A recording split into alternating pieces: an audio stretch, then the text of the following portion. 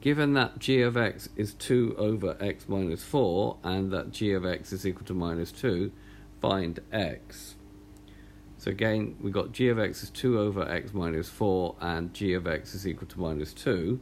Obviously, these are equal to each other, so we now need to solve. 2 over x minus 4 is equal to minus 2. What makes this equation difficult is that here we have a denominator. So if we multiply both sides by x minus 4, on the left-hand side we'll have 2, and on the right-hand side we're going to have minus 2 times x minus 4.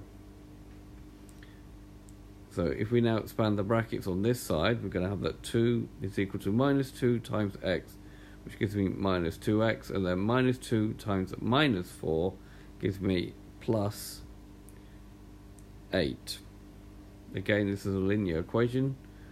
Subtracting 8 from both sides, we're going to have 2 minus 8, which gives you minus 6, minus 2x, and obviously 8 minus 8 makes that disappear.